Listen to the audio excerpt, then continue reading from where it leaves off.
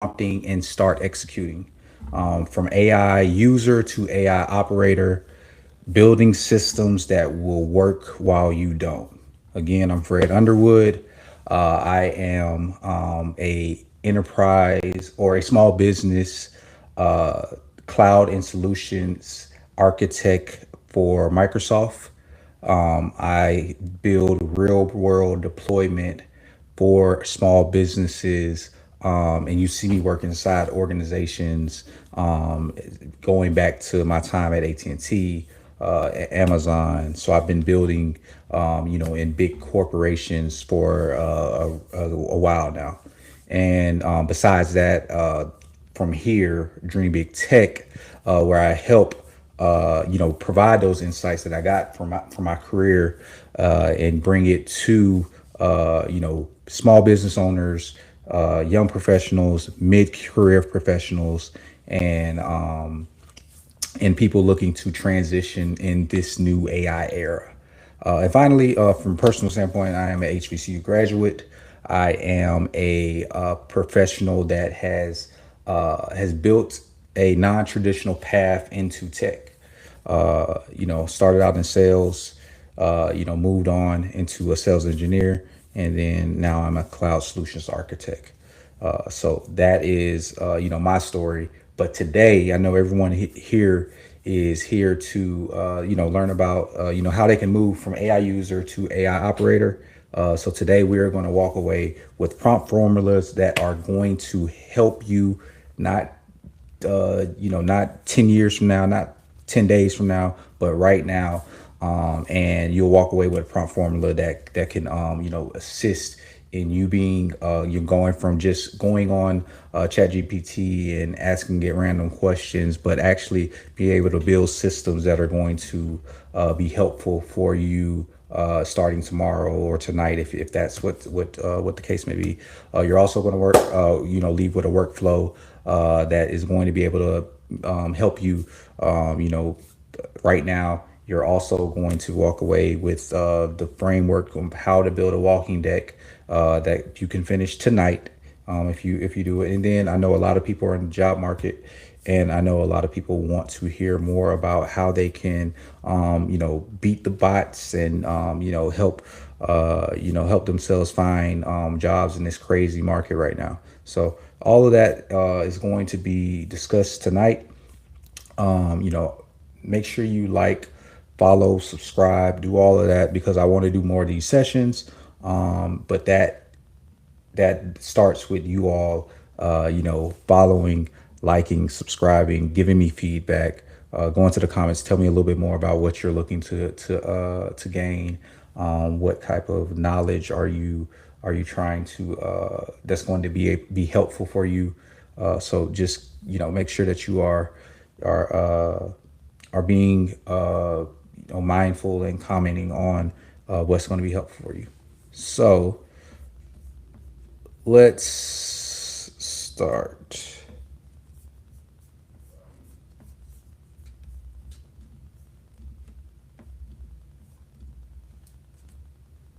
All right, the playing field has changed. All right. So before Steph, nobody shot 33s games. No teams were doing that, right? Then everyone had to adapt. Coaches laughed at it. They made fun of Golden State.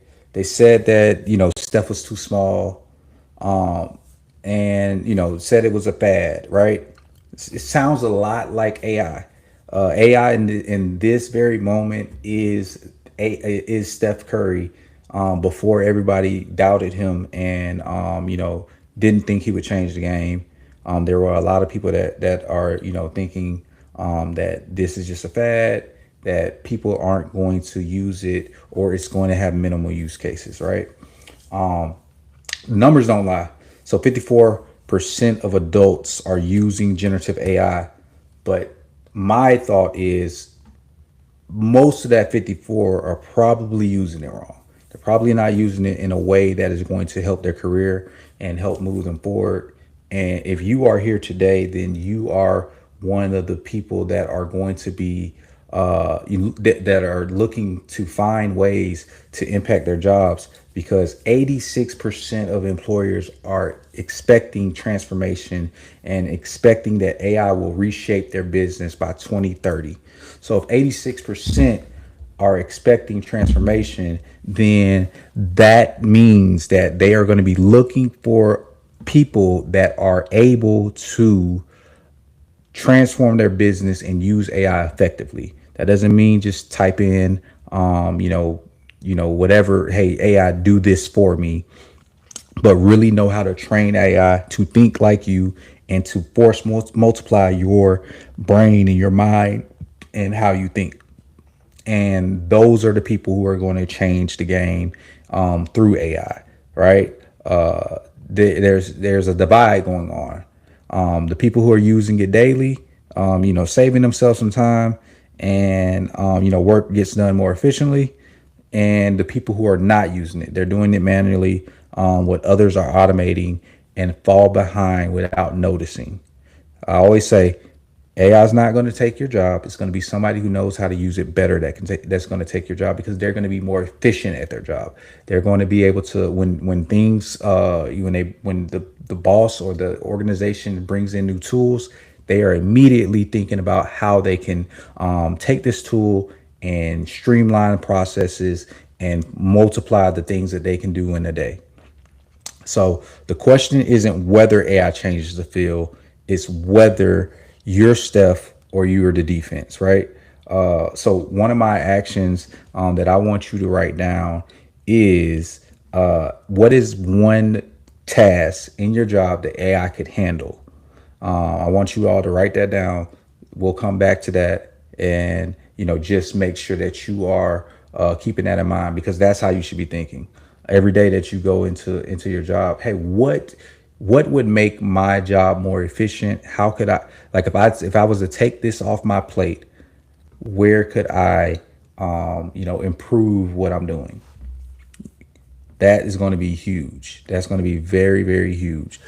Think about why adoption is accelerating faster than any prior technology shift, right?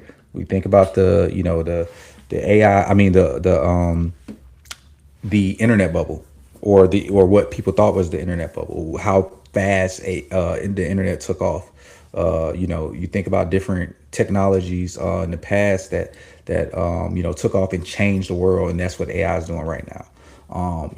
What does that productivity gap look like on a day-to-day basis, not just in corporate environments, but just your everyday person? Like when you go into a doctor's office, that doctor's a business, but there's AI that is probably making their lives more efficient and having them able to be more efficient at their job, see more patients, be able to figure out what's going on with their patients, being able to give their patients information that's going to be able to be helpful for them, that's going to be able to, help them, let them see something that's going to help their mind and help them get through whatever they're going through.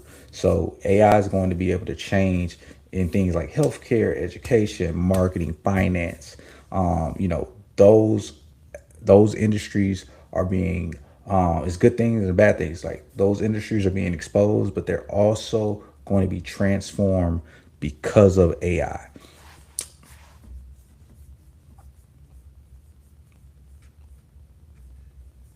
Let's see. It looks like not sharing anymore.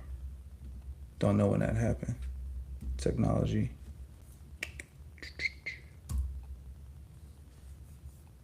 All right. So, know your position, right? So, a receiver runs routes, a quarterback runs the offense, same team, but they're completely different impact, right? AI makes everyone capable of playing quarterback. The question is whether you're leaning into the playbook and learning it, right? So, think about it from the standpoint of a passenger and an operator. And what we're trying to do today is take you from being a passenger and going into being an operator. AI, a passenger is going to open AI when they're stuck. An operator is going to, AI is going to is built into their daily system, right? So a passenger is going to think one task at a time. and operator prompts feeds connected to workflows. A passenger is going to give an output in a resets daily, and the operator is going their output is going to compound weekly. A passenger reacts to the work, and a operator designs the play. So we have to get to where we're thinking much differently, and we are becoming an operator and seeing how much time we can save a day, a week, an hour, and that's going to compound throughout your work days and throughout your time, even after work, right? You can set something up. You can spend your evening setting things up that are going to help you have better days, and then you have more time efficiency for that. And so, most of the people are going to fall into that right side. Actually, let me stop sharing, and we're going to have a conversation. Let's change this. All right. Yeah. So most people are going to fall into that left side because they are passengers, and they are going to think like someone who is an employee that just gets work and they get told what to do. And it's shifting.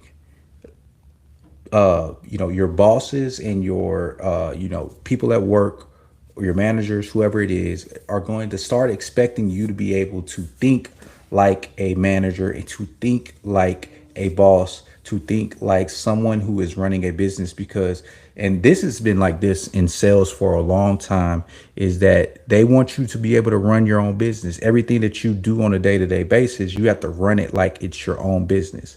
You have to have a plan. You have to have a strategy. You have to have, you have to have a way that you go about things.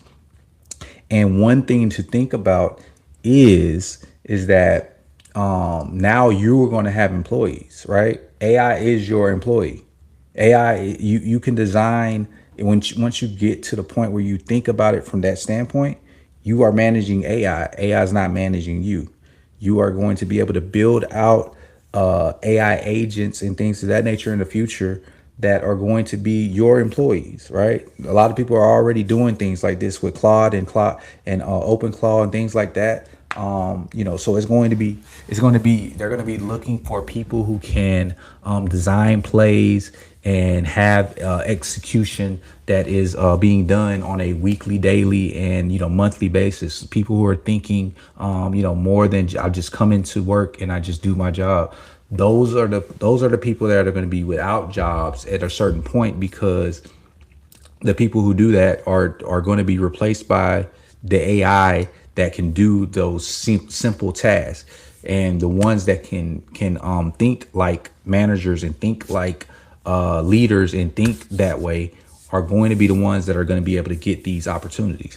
And if you're just thinking singular and thinking very narrow-minded focus, then you're going to be the ones that are without these opportunities. So let's see, what do we have next on the docket?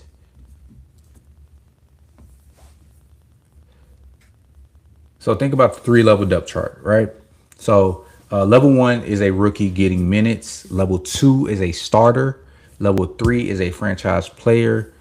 Every time the team, every time the team is going to scheme against that level 3 person, right? Most professionals never advance past level 1, not because of lack of skill, but because they never see the full depth chart, right? So again, remember, 70% of people are probably going to fall into level 1. They just assist, right?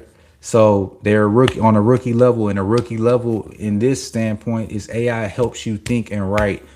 You execute everything. So that's okay. That's good. Like, you're using AI to help you think and help you write out maybe an email, right? And then the next level is the starter, right? You've got your starters. They're going to be the ones that, okay, I'm automating. 25% of people maybe have stepped into automation. They built out automation habits. They're using things like Zapier They're using things like Power Automate. They're using things like Copilot. They're using those to handle repeated tasks and focus on, so they can focus on decision makings. That's a small group. Those are 25% of people, right? So we're building those good habits. 25% of people may be there are already, okay.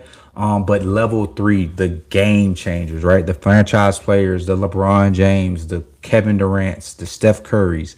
Those are the ones who are amplifying themselves. AI runs on connected systems, AI agents. Your output scales without more effort. So you did all the work up front, and now your output is being driven at scale, and you're executing at scale. You're running connected systems at scale. And that's a very, very small percentage of people. And that's how you have to look at it. Look at it at level one. Hey, you're just in the game, right? You're one of the people that's in the NBA.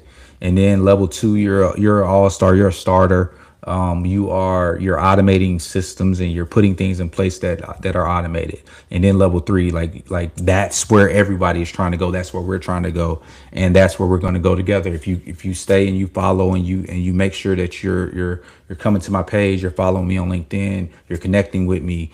Those are the types of things that we are going to go to, and we're going to start working towards.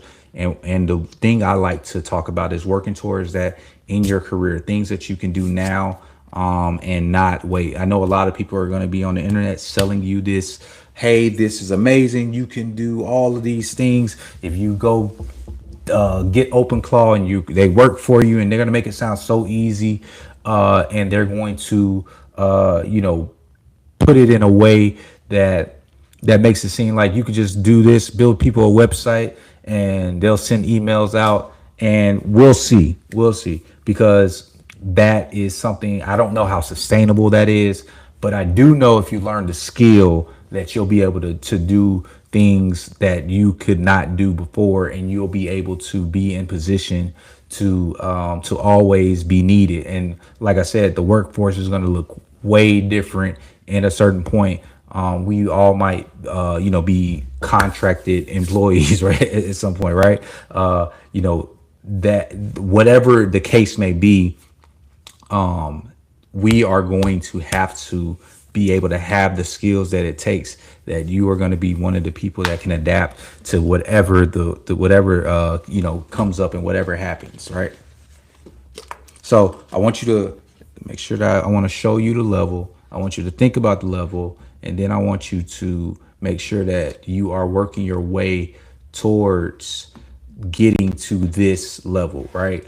I want to make sure that you are looking at this depth chart. I want to make sure that you're growing, and I want to make sure that you are finding out what level you're at, and finding the gaps that you need to improve to get further in your career.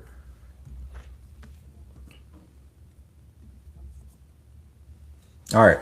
So your toolkit is going to be, everybody needs a toolkit. Your toolkit is going to be Microsoft Copilot 365. And then you're going to have Claude or Chat GPT, and then Zapier. Those are, like, right now, that is enough to get you started. Think about it from, Microsoft Copilot 365, that lives in Outlook, Teams, Word, PowerPoint, Excel. It's going to summarize your email threads, your meeting notes. It's going to write first drafts on PowerPoint, Word, just from a prompt that you need, right? If you're already working in Microsoft 365, Microsoft Copilot 365 is going to be perfect for you to get that license, right? But there are things like, if you're in Google Workspace, Gemini works pretty well as well. I'm just very familiar with Microsoft Copilot, and it works wonderfully if you are already a Microsoft shop. And then finally, or not finally, but then look at Claude or ChatGPT. I know everybody has their preference. A lot of people are more familiar with ChatGPT. So I definitely understand that ChatGPT is definitely one of the ones that I have been using for a while. But if you want to move over to Claude, that is a lot is going on over there at Claude, from Claude Cowork to Claude Code. That is something that you're going to be able to get into some more deep writing, strategic documents. The one thing that I do like that Claude is doing there, I think their integration is ahead of ChatGPT right now. It's integrating a lot. I talked about Google Workspace integrating pretty good with Google Workspace right now. So I think that is something that you want to be on the lookout for moving forward. And then Zapier. Now, when we start talking about building out agents, connecting apps, that is the next level. That's when we're talking about getting to that level of that superstar person who is compounding their efforts and building on the front end, and then allowing it to work for them in the future. And it's automating repeated tasks between tools that you already use. So think about the tools that you use on a day-to-day basis, and then use Zapier to connect those tools and automate a lot of those processes that, hey, when something happens, it automatically does it, right? And that's where you need to get to.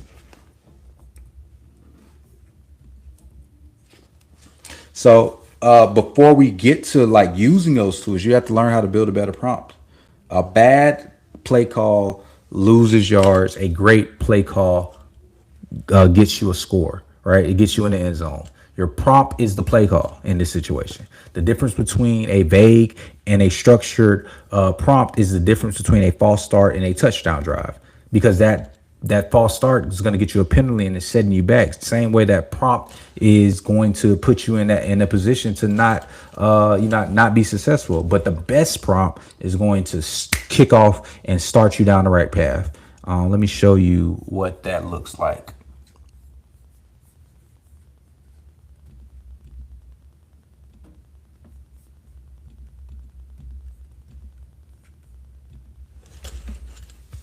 All right. So, for example, a follow-up email. The task is a follow-up email. You can write something like, "Hey, write a follow-up email." Okay. It's going to get you something very generic, very vague. But if you prompt it in a way that you say, "Hey, you are a sales coach. Write a 3-sentence follow-up to a VP who went quiet after a meeting. Be direct, not pushy." That is going to get you the results that you need, right?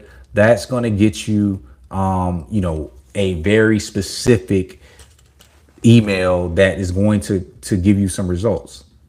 And that is going to, that's the difference between a touchdown and a false start, because in that first basic prompt, either you get a generic no response to that message, or you have to keep prompting it to make it better. You have to keep asking the questions. You have to keep doing that. But if you built your prompt where you're being very, very direct, you're being very, knowledgeable on the person, you're giving it a persona, you're giving it a format, you're giving it a tone, you're giving it things that is going to need to get a great prompt. So think about it like this: LinkedIn post. Write a post about AI. We've seen so many LinkedIn posts that are just as generic as possible. It has no life. It sounds like everybody else's post. But if you give it an operator prompt, like, "You are a thought leader in AI. Write a LinkedIn post on why most professionals stay stuck at level 1, and a strong opening line, no fluff." That is going to be a game changer for you. That is going to be able to change how you look at your posts, and how you are prompting to get results online, and when you're posting online. And then finally, I think from a resume standpoint, I think this is one really big one, because people, like, when we talk about beating the bots and there are so many different bots that are able to apply like crazy, and get, and you have to get past that, right? We'll talk about that a little bit later on my thoughts on submitting applications and submitting resumes. But when you get your resume looked at, you want to make sure that it is going to get results, right? And so somebody may throw their resume in and say, "Fix my resume." right? That's not going to work. That's going to give you, it's going to give you something that's going to get thrown in the trash, or either it's not going to pass what you need to pass to get the interview. So if you give it an operator prompt, you are a career strategist. Rewrite this bullet for XYZ role, give it an action verb, give it a measurable result, and give it a scope. Those are the things that's going to get you looked at by a recruiter, as well as those are the things that are going to set you up for success when you get the interview. It's one thing to do your resume and it has all these things, but you have to practice how you are speaking in the interview. So think about this. The operator formula is going to be your role plus task plus restraints, and that, or your role plus task plus constraints, I'm sorry, is going to give you the operator prompt that you're going to need to be successful whenever you are going into these chatbots and putting in prompts. They're going to be 3 times more usable. They're specific, they're structured prompts. They're going to outperform the vague ones. So pick one of these right now, rewrite the operator prompt for your specific situations, and do it, and like get that post put out tonight or in the morning, and let's see the results that you get and the feedback that you get versus the generic prompt that you're used to doing.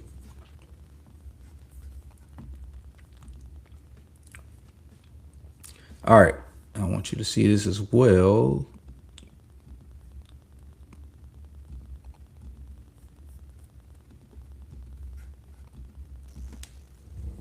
So I want you to build your first workflow. So like going into Zapier and building a workflow. So think about it from I'm always going to use these sports analogies because I'm a former athlete, and I think it helps visualize and makes it real for you, right? So the snap, the topic saved, or a form submitted. Like you have to have the snap is what starts the play, right? So that could be like I said, somebody submits a form and that starts to play. And then next, AI drafts, summarizes, or researches. That's the route. They're running the route. And then finally, the score is going to save it in Notion or put that information in the tracker. All this is automated, and you didn't have to do this. And that could be connected through anything, right? So you could use something like I said, we set it up in Zapier, but you use something like Jotform.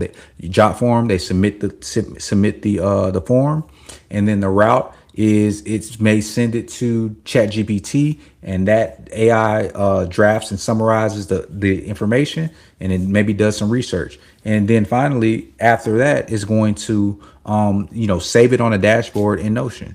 And that whole flow, that like, so start getting your brain to start thinking about things like that can help you. And you have to, this is where you start going from a person who is just a user into an operator.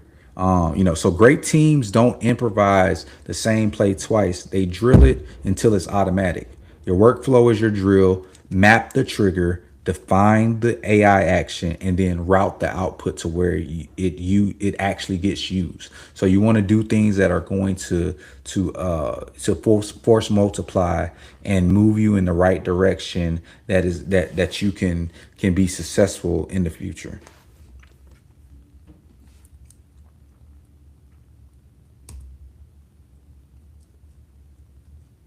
So next, I like to talk about the promotion playbook. So I like to think of it from Kobe, right? Love the Mamba, right?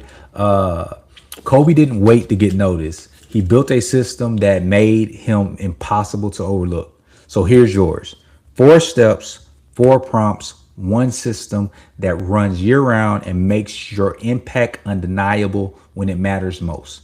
This is how you get promoted. Build your impact log. So I want you to take this down. Help me write a monthly impact summary. Here's what I accomplished. You're going to paste that into your notes. Format as 3 to 5 bullet points with measurable results. Use something like Copilot in Word or Claude. Second, You're going to create your visibility brief. Do this before every review with your manager. Based on these accomplishments, paste some bullet points that you're going to get from your monthly thing. Write a one-page brief that I can share with my manager. Highlight my business impact, leadership, and growth. Use Claude or Word and then or PowerPoint. I like to use PowerPoint because it gives my manager a visual. Right, it gives them something to be able to. It sets you apart than just giving a PDF with no flair, no nothing. And then finally, or not finally, but third, you're going to prepare your talking notes a week before the review. I am preparing for a performance review for whatever role it is. Here are my wins. Paste those wins in. Write 5 talking points that position me for a promotion. Tie each to a business outcome. So each of those 5 talking points, you want to tie to a business outcome. Use, again, Claude or ChatGPT to be able to help you work through some of those. And then finally, stay visible year round. Write a LinkedIn post about whatever project or win that you had. Show your expertise without bragging. End with one lesson others can use. Now, I like to do that once a week, every other week, at least once a month. Like, share with LinkedIn, because you don't know who's watching, who's looking. You don't know who's your next manager, who that person is. And that is going to lead you to get faster promotions. The Harvard Business Review said that 40% of people who document and communicate their impact get promotions. So open that doc right now. Write 3 things that you accomplished this month. Start that impact log, and that is going to put you, ahead of the game. So now I know that within this environment, a lot of people are looking for jobs right now. I talked about the promotion for the people who have jobs, but now let's talk about the people who are looking for jobs, right? So great players don't just show up in tryouts. They arrive, they film, they watch film, they have their stats, they go with their highlight reel. They have it all ready to go. You can't wait on it. There's a great quote that says, "You can't don't get ready, stay ready." Right?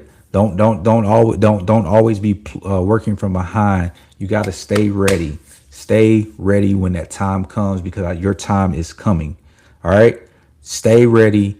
Get some systems even while you don't have a job, and it's going to cut applications in half. Right. The amount of work that you have to do is going to cut it in half. So resume tailoring. Rewrite my resume bullets to match this job description. Prioritize measurable results and relevant keywords. Then next, your cover letter. When you and I like to do the cover letter a little differently, but it's more of an email outreach, right? When you get somebody inside, you take this and you make it an email outreach. Write me a cover letter or a outreach for this role at XYZ company. Lead with what I bring. You have to tailor all of these things to be very specific. Tailor it to be very, very specific. Then LinkedIn optimization. That's going to be very important, because that's where you're visible. That's where people are at. That's where the recruiters are at. That's where the people that the hiring managers are at. Rewrite my LinkedIn headline and about section to attract XYZ role. First person specific wins. The wins are the key. You want to show what impact that you had, not the job, not the role. Talk about the impact that you had and the wins that you were a part of, and what you did to impact those wins. And that's going to set you apart than the regular generic stuff that you're going to see on LinkedIn. And then finally, the hiring manager, or what I like to say, the recruiter outreach. Write a 3-message LinkedIn outreach to a hiring manager for XYZ company, for XYZ role. The goal is to earn a conversation. We want to make sure that with all of these prompts, that you are giving a role, you're giving a task, and you're giving some constraints around the prompt. So I want you all to pick one of these tonight, get started on it, and go with what you're doing so you can run the play for the job search playbook. And then finally, this is the game changer, because when you get into the interview, whether it was whether it was the getting a promotion or if it was a job search. This is the game changer. I want to make sure you all see this. I'm going to have more about this in link in my bio. I'll put it in the show notes. I'll have all of that ready for you because this is what's going to get you hired and this is what's going to change the game for you. Let's start talking about it.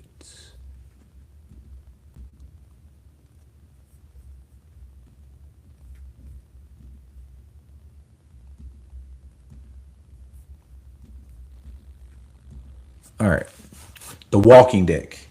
Every star player has a highlight reel. Your walking deck works in every room you're not in.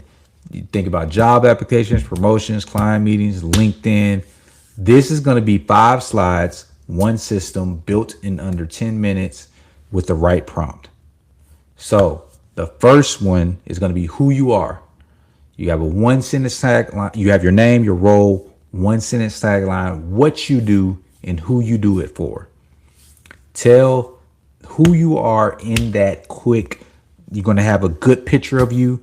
Like you're going to stand out and you are going to be the person who is like, they're going to get a good grasp of who you are on that first deck, on that first slide. Then secondly, you're going to talk about the problem that you solve. What breaks, slows down, or gets missing without you. This is the game. This is where you are the game changer. You have to be very specific. All right. And then the third is your approach. What's your framework, your method, your system? How do you think about work? Like what makes you tick? How do you what's the differentiator that you bring that nobody else can bring? And then fourth, your proof. Talk about your results. Pick 3 results or wins, number them where possible. Numbers where possible, right? So that is going to be very important because leaders want to see the impact of your numbers, and then specificity beats volume. Like you can have all these different things, but can you speak to these wins? What did you do? Again, it goes back to when we talk about the resume. What did you do to impact these numbers, to impact these results? And then finally, the last slide is going to be your ask. What is the clear next step? What are you asking them to do? I learned this very early on. Is whenever you're meeting with a leader, they want to know exactly what you need from them. Is it a job? Is it a promotion? Is it what is it? You ask for the job, and I learned that in sales. You have to ask. If they don't know what you, even if it's a coffee chat and there's not a job available. Hey, do you want them to introduce you to somebody? What do you want them to do? But always walk into every room with an ask, and don't be afraid to ask because that's the game changer is the ask. So I want you all to think about this. And I'll give this one away. Gamma is a really good way to put together your walking deck. But like I said, I'm gonna have an example of my walking deck. I'm gonna put it on in the show notes, and that'll be somewhere that you can find all this information.